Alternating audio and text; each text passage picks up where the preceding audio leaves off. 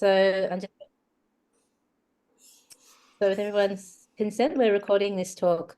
And today we have the guest chair, Dr. Paul O'Connor. So I'm going to hand over to you.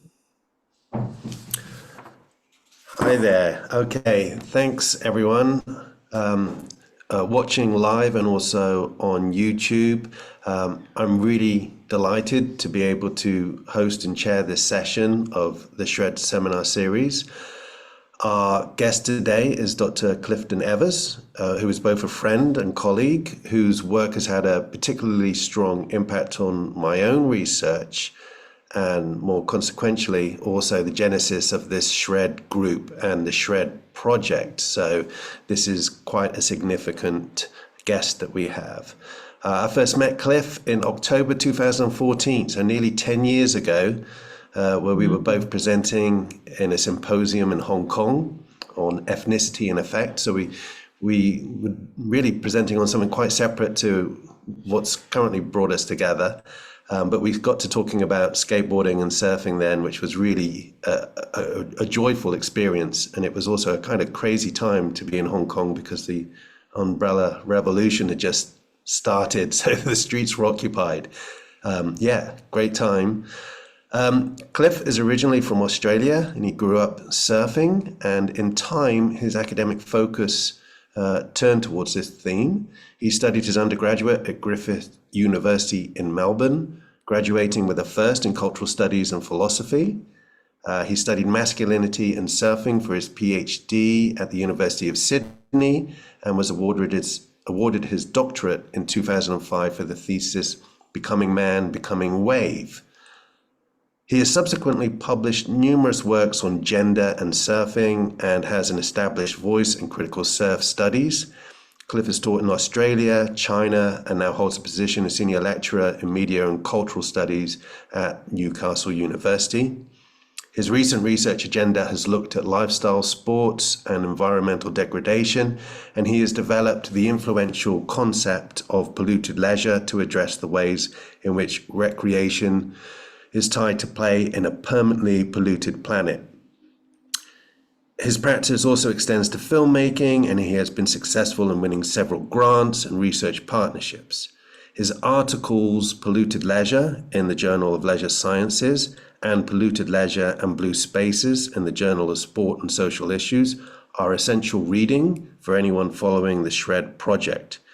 Cliff was instrumental in getting many of us present here in the SHRED group in a classroom at Brigariate School in Malmo back in 2019 during the second Pushing Borders event. And that really sort of ignited a lot of the work that has taken place with skateboarding, the environment, sustainability that we are all now involved in with the SHRED project. So it is my very great pleasure to hand over to Clifton now, who will be presenting on polluted leisure and just transitions. Thanks, Cliff. If you can take it away and very nice share screen. Paul, thanks. And thanks for coming along, everyone. So I'll just, as you said, I'll just share the screen. Hang on.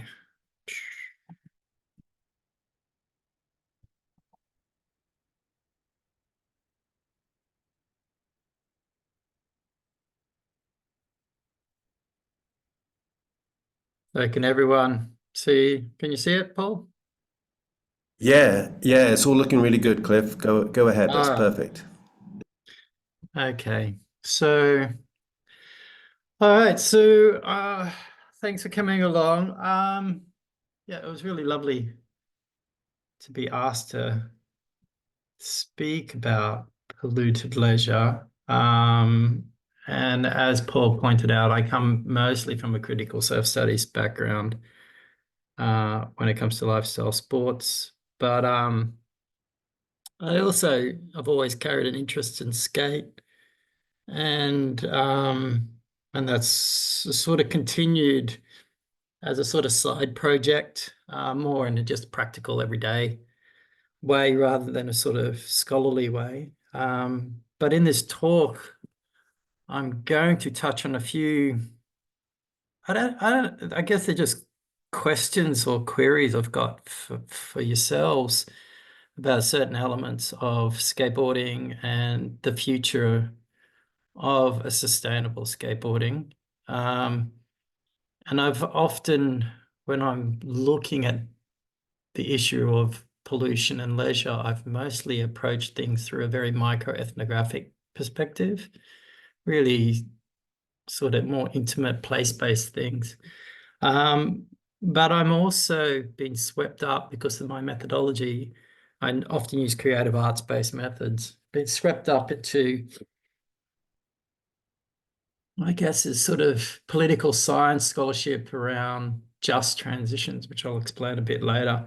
So they're sort of looking at the decarbonisation of big industry, such as the concrete cement industry, the oil industry, and the steel industry. And they're sort of coming together for me now. I haven't quite worked out how they come together. But like anyone knows, you know, you're doing research into one area and then you're doing research in another and they start to cross-pollinate. And I think there's something productive here. And it'd be nice to work through with yourselves where to go with that. So this is the way I'm going to play the game. So for the people here that are here know what I mean by polluted leisure, but I'm going to recap that. I'm going to explain some of the micro actions that are going on and then come to a few macro concerns about just transitions. And I'm going to home in on two particular materialities. They're both neoprene and concrete. And then I've got some difficult questions. And these questions are sometimes, I'm a little bit selfish. They're a bit for myself. But maybe you might find them a bit provocative, or even maybe a bit naive. But the things I'm trying to work out. This picture is from a film I made with James Duvall, a colleague. This was made, we started it in 2018 and it went to 2019.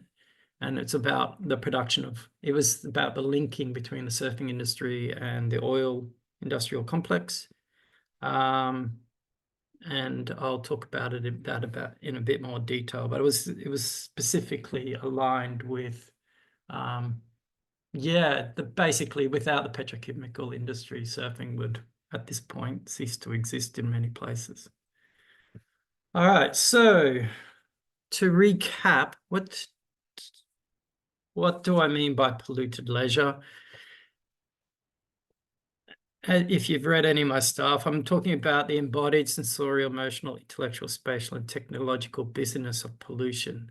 And here I'm talking about pollution in both the material, environmental, traditional sense, and also the social sense, how pollution functions as a marker of othering. It's an othering process of persons and the other beings between pure and impure, and who gets to belong and who doesn't get to belong, what's harmful and non-harmful. And that pollution can be actual or it can be perceived. Just the perception of being polluted can attach stigma to people and things.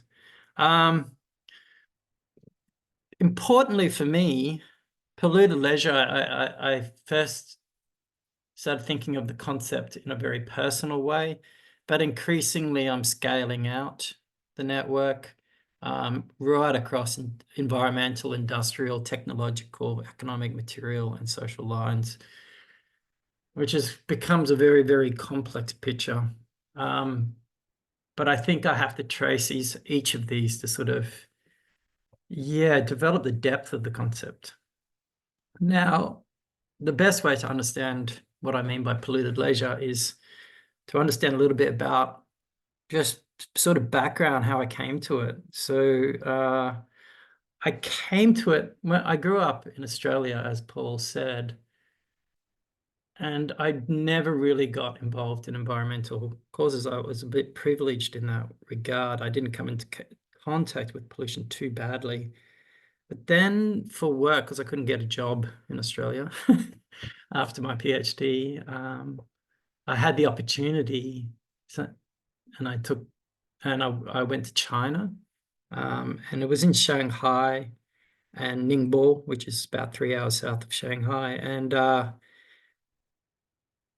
the coast there is absolutely destroyed.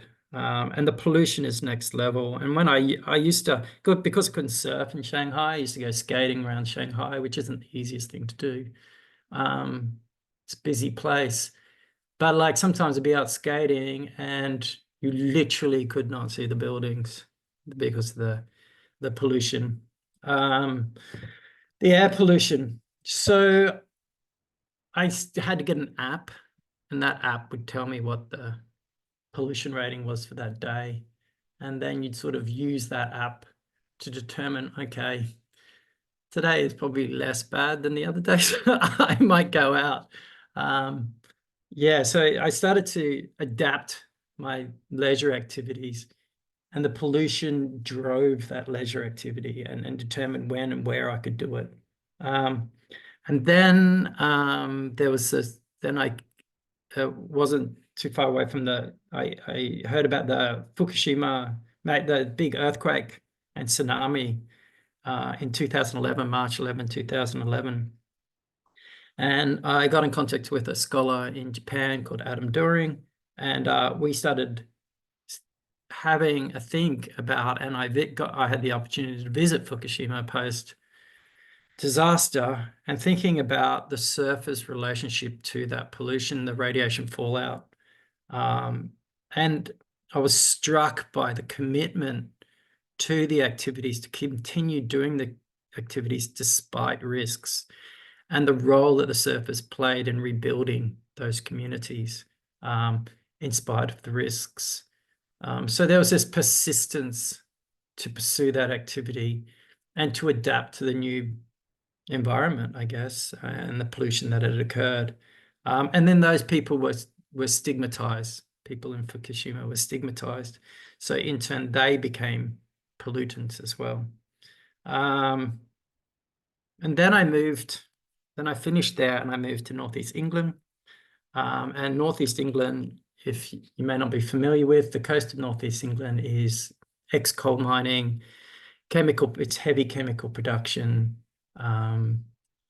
all sorts of chemical production, plastic production, paint production. It's a place of heavy industry and has been for over 100 years, 120 years, 150 years. But there's also heavy deindustrialization in the sense that now there's vast tracts of post-industrial, effectively wastelands. And I was then struck by the way people still use these places for leisure. They adapt to the pollution and the stigma in those places, and they persisted anyway to participate in these activities. So yeah, it was the ubiquity of pollution everywhere I went, and I was struck by, I guess, the agency of pollution here, and all leisure that I was doing myself and others were involved in negotiation with pollution. It was just part and parcel of it, and I hadn't seen that taken up so much in leisure studies scholarship. I was a bit struck. I was like. Sometimes it came up in terms of the byproducts of leisure activities, or it came up in the sense that, oh, here's sort of Surfers Against Sewage, and aren't they great? And they are a great organization. They do things.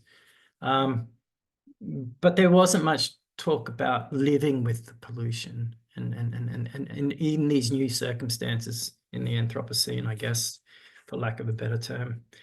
And then I've always been, my sort of epistemological, ontological starting point has always been sort of a more than human approach.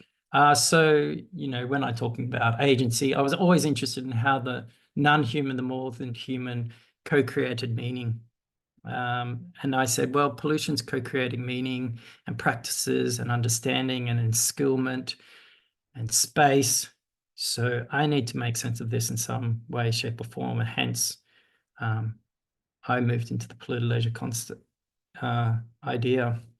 So, and then of course the further you dig back into the histories of lifestyle action sports, I started saying, well, wow, the pollution has been driving and waste have been driving the agenda for such a long time, even from the very beginnings of these activities. Pollution in the terms of colonization of Hawaii, pollution in the terms of, as I mentioned earlier, the oil industries, material supply of surfing in terms of surfboards, wax, wetsuits, etc. But then, of course, there's also, we all know that it was certain environmental conditions in Southern California and backyard concrete swimming pools in the mid-70s that sort of contributed to the growth of skateboarding in certain areas, particularly in LA.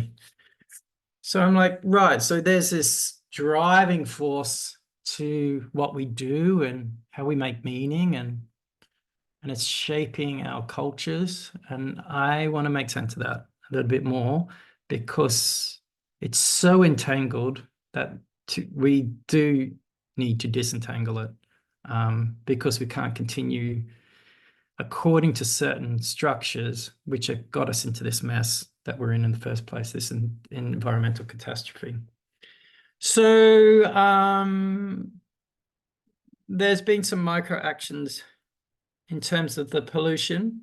So as I said, I sort of look at post-industrial wastelands, and when I use the term wastelands, I'm using them in a very particular way. I don't see these as dead zones. I see these as lively places where there's repair and care and recovery, but also a competition with industry and capitalism to reclaim those spaces. So they're contested zones. I certainly move away from any notion of there being, particularly in regards to polluted leisure, and in the myth of a pure nature. I've never really had much truck for some of the utopian discourses, particularly in some of the surf studies literature and nature and well-being literature, which sort of pitches at us that, you know, if you go into nature, there's this beautiful nature, and we need to get back to this purely natural state, and if we can get there, whereas pollution's not going anywhere anytime soon. So and we understand nature as a constructed, pure nature as a constructed concept. So at these places, these post-industrial spaces in the Northeast, particularly where I've been doing a lot of the ethnographic work, because I came from a place where I didn't really pay attention to that, I had to learn how to live with pollution. This involves a certain polluted leisure pedagogy, or what Brian Glennie has called the enskillment. Talks about a polluted leisure enskillment. And this is learning new habits and gazes and multi-sensory ways of interacting with our environments. Like we recently, I've been following a conversation around the skater's gaze. But of course, that gaze has to extend to sort of understanding and sensing pollution, and what you can do with certain pollution and polluted items. And that is very clear in terms of surfing. Sort of, I had to learn to read the color of the water differently, because the color of the water will indicate certain pollutants are there. Keeping an eye out for dead crabs, which indicate that there's been a pyridine spill or chemical spill. So there's certain tricks of the trade, like hopping out of the water and drinking Coca-Cola, to sort of, it's a bit of an urban myth, but it was to kill the bugs in the stomach. So just adjusting to a very, very, in a multi-sensory way, to very, very different landscapes and seascapes. So effectively, the skater's gaze that people talk about, or the surfer's gaze, which we talk about in the critical surf studies literature, it's multi-sensory, it's more than visual, but it's also always been a polluted gaze, especially if we tie it back to the industrial traditions of these lifestyle action sports. So this sort of fits well with Rebecca Olive's work, who I lean into a lot. Rebecca talks about ecological sensibilities, sort of how in a place because of our intimate relationships to those places, they might be a particular DIY skate spot, or they might be a particular surf location. We develop those relationships with those places and we learn their intricacies. So we part of the assemblage of those and very sensitive to them. But of course, these ecological sensibilities, when they're used in the critical surf studies literature, they're often used to sort of indicate, oh, now I will care for the environment, which I haven't found to be the case generally. Some people do, smaller percentage though. But importantly, that ecology, that ecological sensibility is also now a pollution sensibility, and people have differing degrees of that. For example, a lot of the ecological sensibilities I come up against in the critical surf studies literature is about denialism. There's this real cultural dissonance, particularly among men, which is a certain, there's a certain gendered reading of the environment here. But yeah, there's definitely a denialism and cultural dissonance which goes on to deny the impacts of the lifestyle action sports, but also the effects of it, or even the climate catastrophe in general. That said, surfing has long had a tradition of some environmental activism. It's not as widespread as the tropes in the mainstream media and the surfing media would like to talk about, but there are often campaigns. And they're campaigns to prevent, repair, and compare for these places that were embedded within. So, for example, as I mentioned earlier, we've got the Surfers Against Sewage, who are against the sewage pollution, but also we had more recently the Big Oil Don't Surf campaign in Australia, which was battling the Norwegian energy giant Equinor, who wanted to open a deep water oil field in the Great Australian Bight.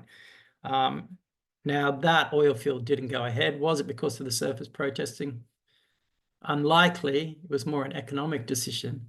But the point being, there was this sort of resurgence of an activism against this sort of, which is interesting. They say, boy, big oil don't surf. So they say there was an activism against the drawing of oil from the seabed, while at the same time, the industry still remains reliant on big oil.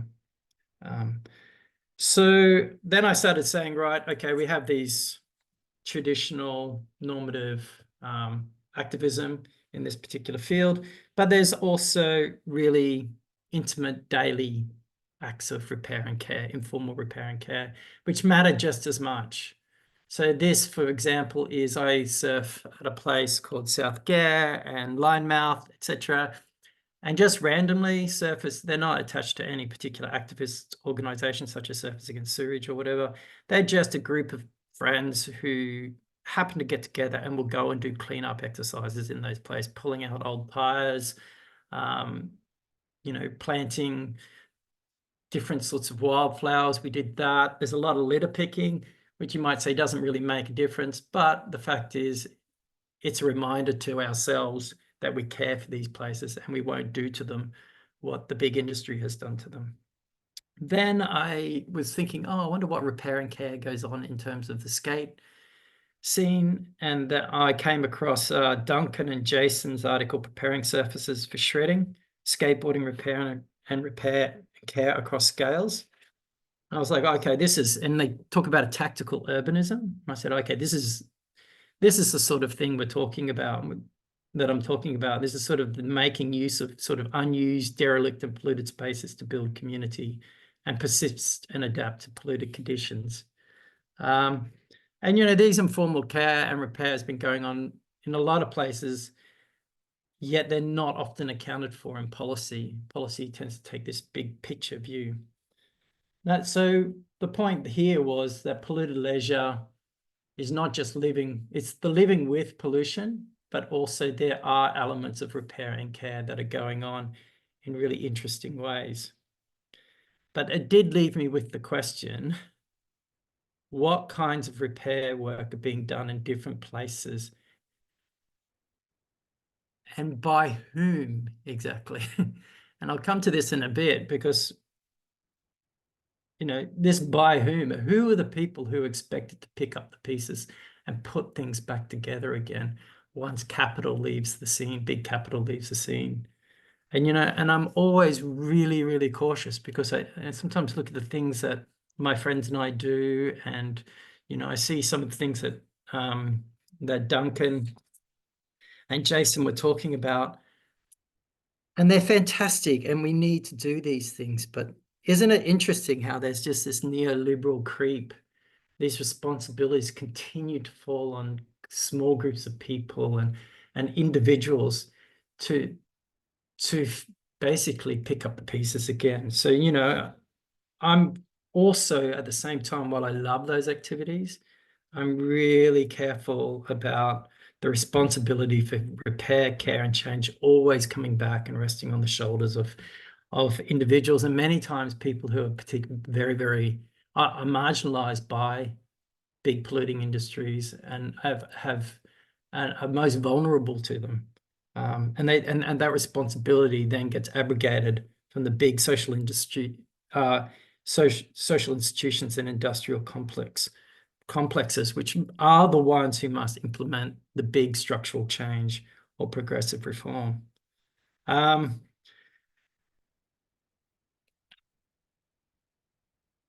So that brought me to this. I wanted to move away for a little bit from the micro acts of repair and care. While they can have ripple effects and they're really important to us and we have to keep doing them, I've been working on a project in Sweden, and it's about communities who are frontline communities and the decarbonizations of industries that have been at the heart of them for a long time. And in working with those communities, steel communities and cement production and oil, I said, wow, the impacts of that, of not only the pollution from those industries for the frontline communities is dramatic, but also the decarbonization of them is dramatic for those people as well, because they go, what next? Where do we go? There's less people who might be employed. What if the industry completely shuts down like they did in the northeast of England, and then we're just left with the waste and we have to pick up the pieces individually?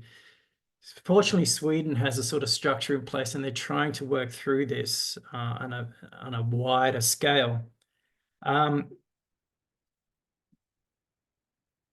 But I started to think, well, what does that mean for lifestyle action sports?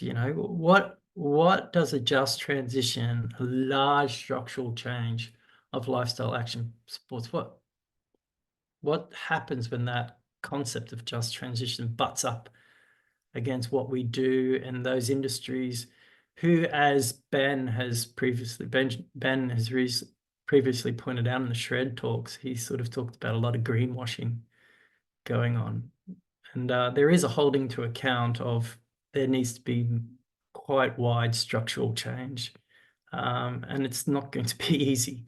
So just to be clear, for those who aren't familiar with the just transition concept, it's a concept that was gained widespread attention in climate policy debates and a lot of scholarship in recent years following lobbying by the International Trade Union Federation leading up to the 2015 UN Climate Conference in Paris. And they came up, and the UN defined it as a just transition for the workforce and the creation of decent work and quality jobs. So it's about that adjustment to the decarbonisation for communities which are reliant on those industries or are tied to those industries. But one of the things about the just transition is often emphasize municipal or government actors, policy actors, workers, jobs. But I kept thinking, well, hang on, communities are much more than that. And every time I went into these communities, there was all sorts of impacts on their leisure lives, but also for people who weren't even attached to those industries. The whole community is being impacted by that just transition. So, it talks about no one or no place is left behind in the shift away from these carbon-intensive industries. They weren't really talking to everyone. And one of the absent things from this conversation was the people's leisure lives. And as you know, you're skaters, I'm a surfer, that is at the heart and often of who and what we think we are. So it's not just a matter of economic redistribution. They can sort of bring about all sorts of other losses or concerns, such as, sense of place, social cohesion, community identity, and long-held sensibilities. So there is going to be loss of certain valued traditions, sensory experiences, or not so much loss, but change. And I started thinking, okay, if that's going on more widely, how is that going to affect? What would a just transition do to surfing? What would a just transition do to skateboarding? What might they look like? What might be the impacts on the cultures? What might be the impacts on our sensory experiences of this? What might be the impacts on those who are most vulnerable in our community? Because if we're going to address the issues that face them, it's not just about inclusion.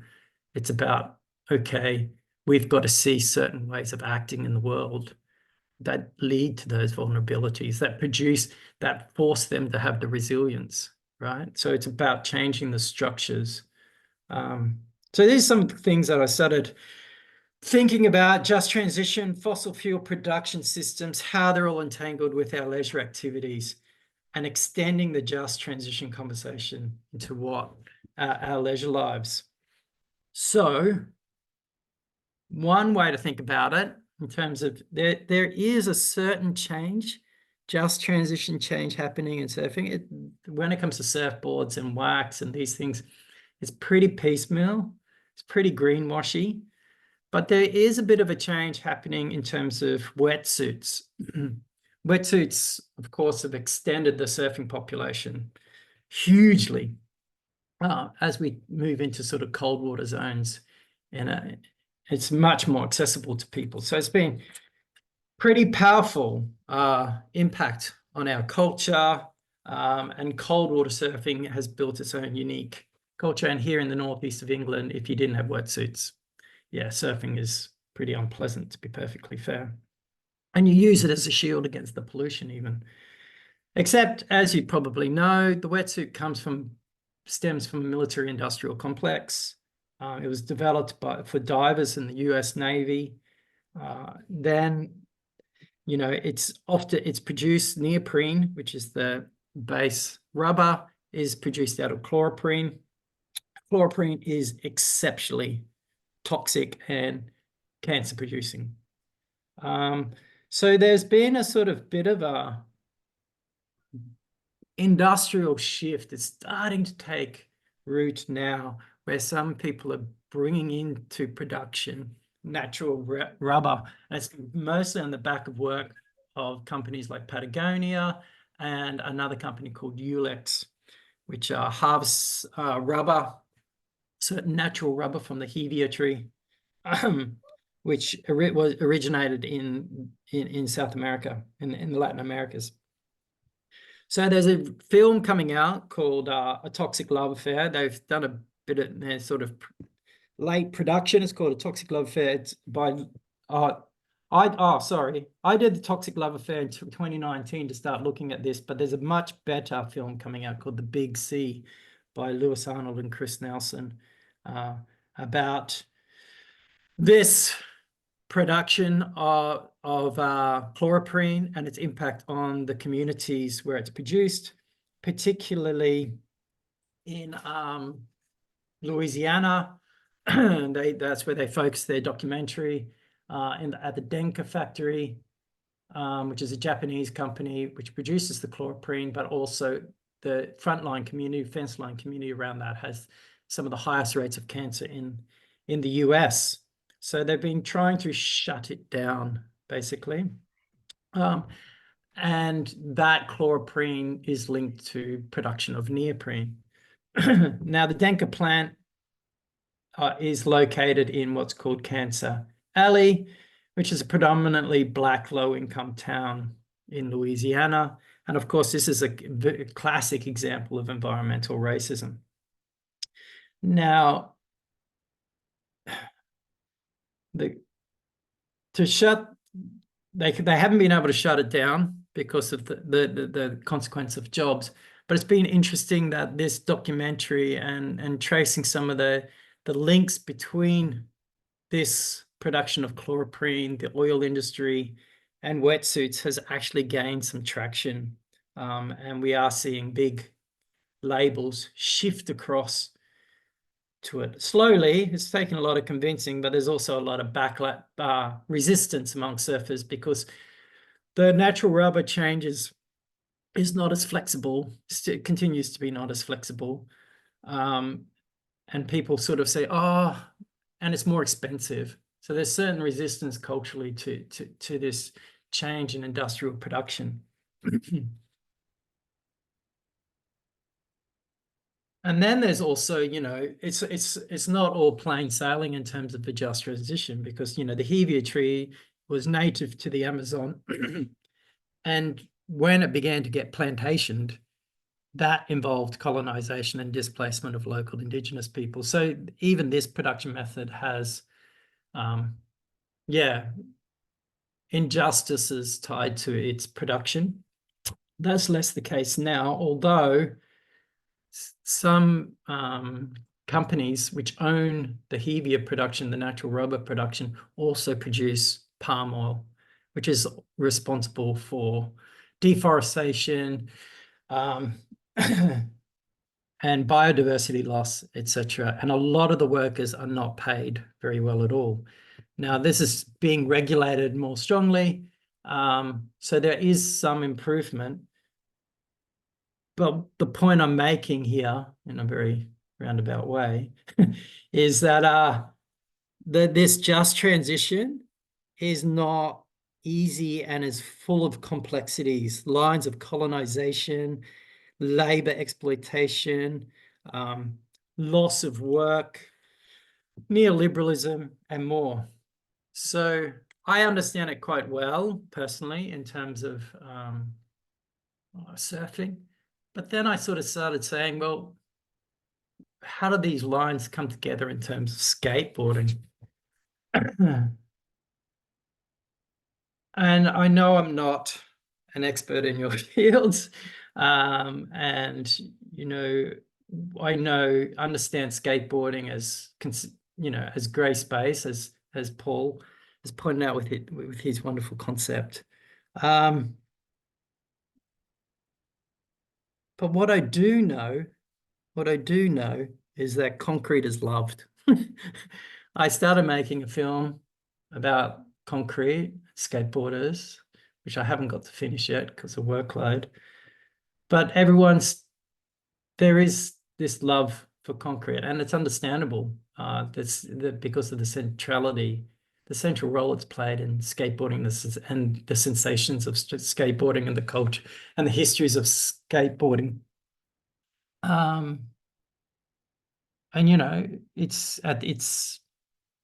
the foundation of your skate parks. It's sounds and textures, as Max Boutin has pointed out. Concrete is the foundation of some of your spiritual spots. It's smooth, it's text, it's stories, it's in your books, it's in films and more. And yet, and this is the complicating thing for me, when I was visiting the cement factory in Sweden, the impact of the production of concrete on that community is, it's hard to fathom, right? Like where it's produced in Slita on the island of Gotland, they have no water.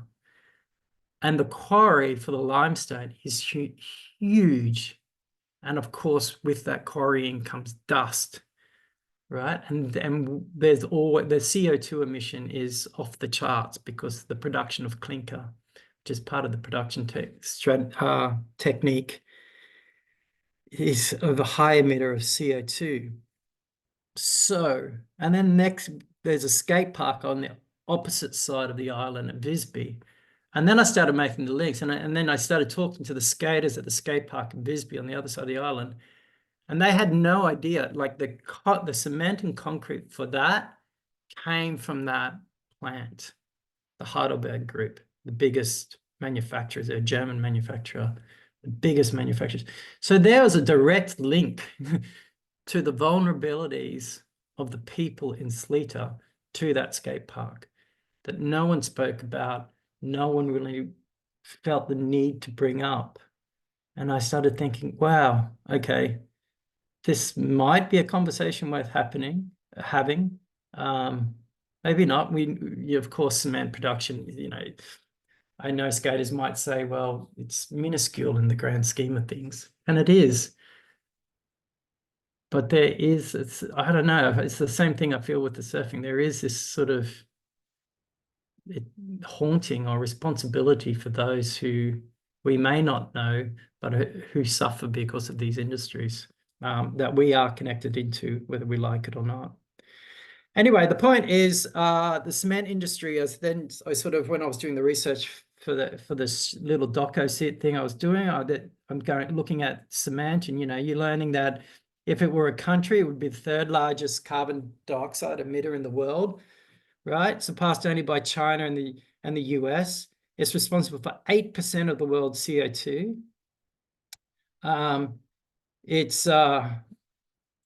Of course, the limestone mining is extensive.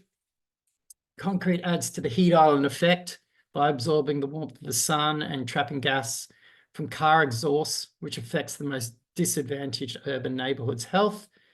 Health and concrete production in frontline communities is always precarious, particularly in regards to heart and respiratory diseases. It's not just the quarries and the cement factories themselves, but the trucks that ferry materials between them and building sites. They go through, for example, in Sleater, they run through the middle of town. Basically they cut off the town. They've cut it in two just through the sheer flow of the freight. And then we know that more broadly and generally, concrete destroys natural infrastructure without replacing the ecological functions that we depend upon, such as fertilization, pollination, flood control, oxygen production, and water purification. Instead, we get dust, water loss, habitat loss.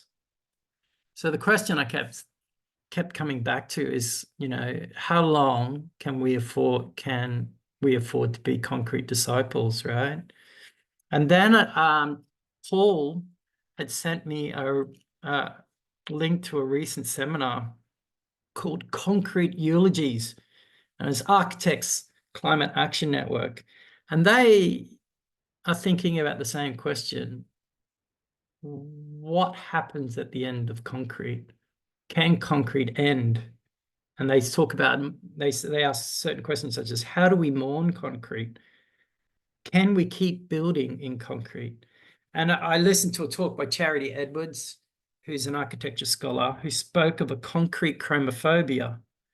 And through a series of different architectural examples, Charity raises questions about the function of concrete, right?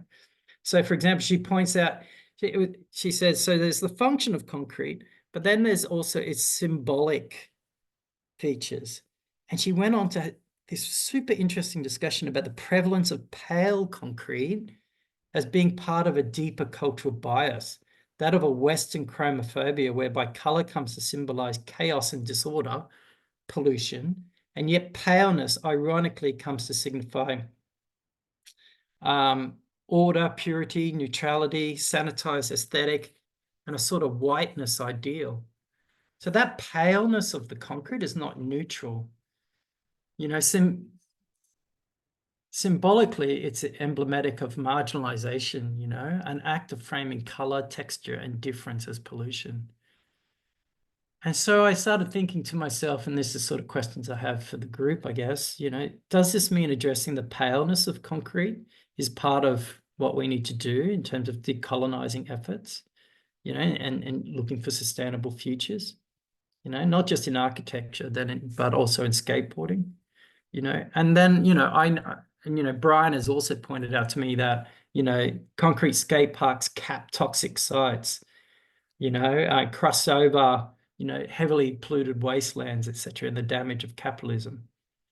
But at the same time, they do that, but they also cap fertile soils and they choke habitats, right? So they're doing this as well. So, you know, there is some effort in the concrete industry to make a just transition, but the way they're going to do it is through carbon capture technologies, which I work with an engineer who does carbon capture technology work, and it's always a promise, right? It doesn't work yet. It hasn't properly worked anywhere. So effectively, it's a delaying technology to sort of keep kicking the can down the road. Now, the most exciting thing I came across, and Charity Edwards raised too, was sort of experimental bacteria embedded concrete. So as bacterial concrete is concrete in which bacteria, they embed the concrete, they embed the bacteria in the concrete, and it exploits the metabolic functions of specially selected bacteria. And that bacteria are amalgamated within the production process. And when the concrete starts to crack up to it, and the bacteria will start to reform and fill up to 2 millimeter wide cracks. So that's quite interesting in terms of, and then the bacteria will also process CO2. So again, this is highly experimental terrain, and it's not proven. They've put it into some car parks and built some walls out of it, but nothing significant has come about yet because they haven't perfected the process. And then I'm going to come back to this in a little bit. I started thinking about, well, maybe this is all still about saving concrete, right? Saving certain sensations of skateboarding, maybe. But maybe concrete does have to, what would alternatives to concrete be like? Such as stabilized earths and their vibrant colors, and how knowledge of them comes from not the global north. The expertise in that sort of surface comes from the global south, you know. And can that dirt be skateboarding too, you know? And what sounds and feels may they create through a multicolored skateboarding chronology, right? So I then thought, okay, I'm going to try and make some stuff. I don't know whether it was a good idea, but I was struck by there's been a bit of a turn here in the Northeast. They've built a few new skate parks recently, huge concrete slabs. And in the middle of those concrete slabs, they said, right, we're going to add a sort of environmental dimension to this. And they plant a few native plants in the middle of the skate park, and that's it.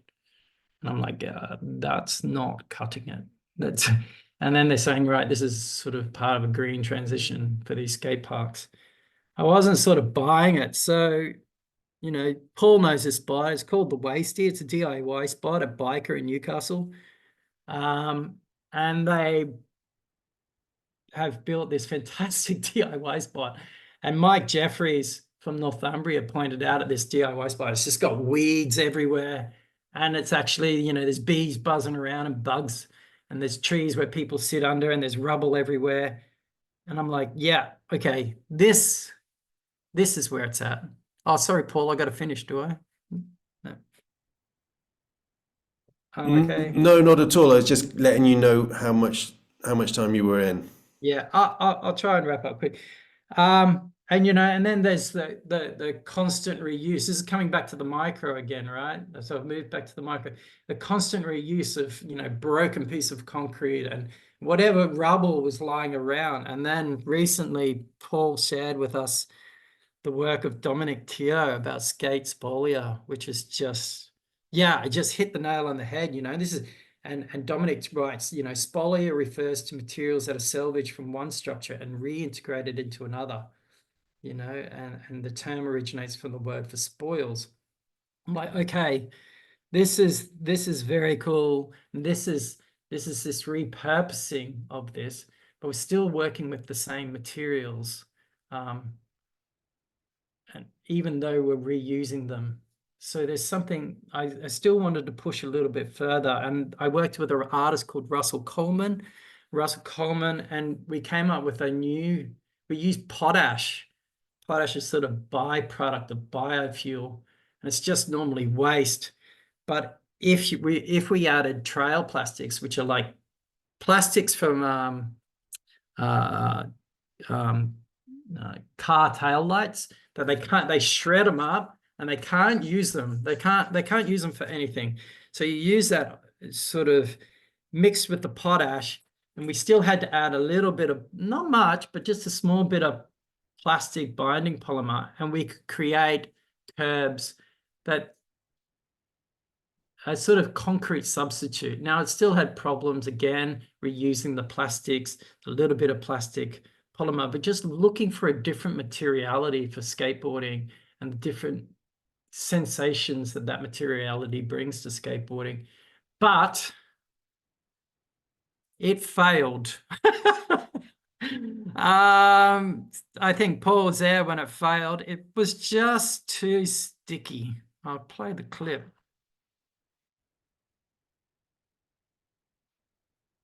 All right. And it's continued to be too sticky. However, in a former iteration where we used less of the plastics, interestingly, it was working in a bench form.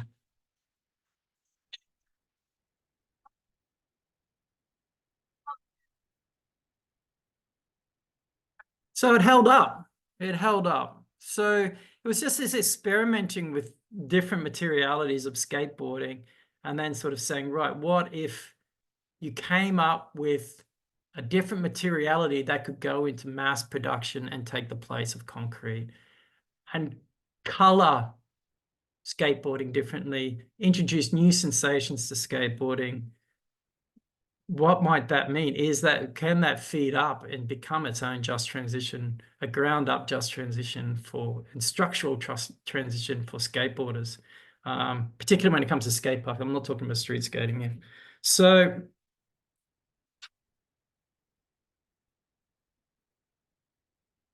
then I sort of said, I've still got problems with that because I don't really want anything to do with concrete, to be perfectly fair, because of what I've seen it do to people and places.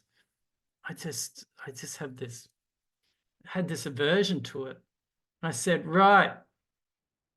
And then I came across rammed earth. And I'm not an architecture person. And I'm like, this is the next step for me. Can rammed earth be used for skateboarding, right? Like, it's super strong, right? Like it's now, I don't know where the edges would hold up. So my thinking is attaching fossil fuel-free steel as coping. But in terms of density and strength in the actual structure, no problem. It could do the job, you know. What would a decolonized skate park, for example, be like with this sort of material, right? I don't know, you might know that a full skate park's been built. I know that in I think it was Northern California, they did some rammed earth with some tires to build the framework, but they still skinned it in cement. So I was just like, well, I wonder, it's something to test out. It's an alternative structural change for these big companies which produce skate parks and then sell them onto councils, etc. Right? And I understand the importance of skate parks. It's not like saying, oh, you should all just go skateboarding. We should just have DIY spots. Skate parks provide access for so many people to skateboarding. But that access could also mean at the same time, that justice in terms of access to skateboarding there could also mean justice for the communities which have to live with the impacts of the production, right? So it's to widen the scope of access and benefits, right? And then I started thinking, this is going to be tough because, you know, people are so attached, right? It's like the surfers, they're so attached to neoprene and its traditional sensation and its way it stretches and how that enables you to surf a wave and stuff and the sounds from it. And the same with concrete, right? There's this polluted leisure attachment which some people are going to be really reluctant to let go of or move beyond. So that's something that's going to, because that comes back to that just transition thing, right? It's going to disrupt communities, cultural traditions, disrupt meanings and identities, right? And it's going to be about helping each other to navigate that. That is part of the just transitions. So, you know, a just transition will always typically require significant change in the organization of daily life, including how we feel and think. And that includes in terms of skateboarding and surfing, you know. And, you know, I've been reading your book, Indigo, in terms of the power and change in skateboarding. And you know, and there is this power and change also includes the materiality and the more than human and those who we do not see and those who are on the front lines and bringing them with us, which you champion. And I think thinking through this has put me at this juncture of sort of what's the next step? How do I work across the micro scale, these little experimental things, and how can they feed into a bigger just transition for these particular activities? It may be pipe dream, it may not even be possible, but I'm just trying to think through the shift across micro and macro scales and how they fit together, and how people who don't skate but they're attached to the industries that inform skateboarding, how to bring them into the conversation as well. You know, the non-skaters who are impacted by skateboarding as well. The industry of skateboarding, not skateboarding per se. Yeah. Anyway, that's what I've been thinking through. I know it's a bit rambly, but that's what happens when you're sort of experimenting with stuff a bit. Yeah, and I'll finish there. Fantastic. That was really good fun. Always you're like a gold mine of different ideas and new tangents. There's a lot of stuff there that I'm really keen to respond to, and hopefully we've got a couple of questions, maybe from Reed and Tom as well. I'm gonna just jump in and get the ball rolling before I open it to the floor and just say a couple of comments. This is no surprise. As far as a decolonized skate park is concerned, I've got pretty strong beliefs that a decolonized skate park looks like a city, and that's part what it is. I really like the fact that you did draw attention to the fact that skate parks do something useful in terms of provide a safe space or access to people that wouldn't normally be skating. And certainly the research I'm doing at the moment on older skateboarders, the reason that they're still skating or the reason they've started skating later in life is because there's a skate park. They're not going to go and push into the city center. But this is where I'm like really strongly vocal, is that if we recast what the city center is like, made it more democratic and more of a just transition, then people will feel happy to skate in those places. The only reason they don't is because they've been policed out of them. And you know, I think that's a solution. If we still love concrete, that's a solution. But it's also interesting thinking back to like the 80s and how many people had backyard ramps, and that was wood, really. That was the kind of desired object. So I'm pretty sure that skateboarders are very good at adapting. The problem here is between the sort of the core skate rat that will find something to skate and the entrepreneurial industry of skateboarding, which is trying to extract wealth from the whole process. And this is kind of the thing that I was probably reflecting on most of the time through your talk, was how that related to skateboarding, as skateboarders are so often intermediaries, right? They can be entrepreneurs, and they can also be, I guess they can actually also be quite environmentally conscious in terms of how they reuse materials and reuse their resources, how they share boards, share wheels, how they reuse wood to make ramps, how they reuse concrete. And that's where Dominique's article about the spolia has just been like really fantastic in terms of how you preserve things, and recycle is actually part of skateboarding culture.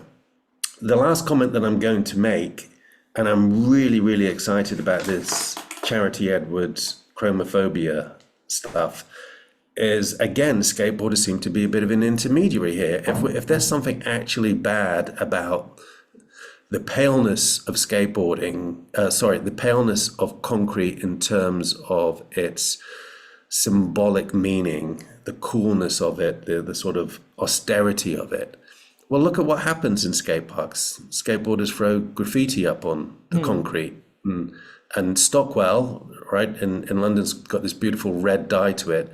And increasingly, skate parks are also color coding different terrain. So it's easier for adaptive skateboarders, perhaps with low vision, to recognize a flat, a transition, a bank, because they've got these different color gradients in them. So again, skateboarders aren't necessarily being environmental in pushing back on that paleness of concrete, but they are doing things that are perhaps a little bit more unconventional. Okay, sorry to hog more time. No, Indy. just before you go, due to traditions with SHRED, what we normally do is we stop recording around Q&A time, just to allow the conversation to be pretty free-flowing. And but I would say that, firstly, thank you, Paul, for those wonderful questions and comments. Cliff, I'm just giving you a bit of time as well just to reflect on those. But if people have any other questions for Dr. Evers, please do email them into us in SHRED. So I'm just going to stop recording now and let the Q&A session begin. So thank you.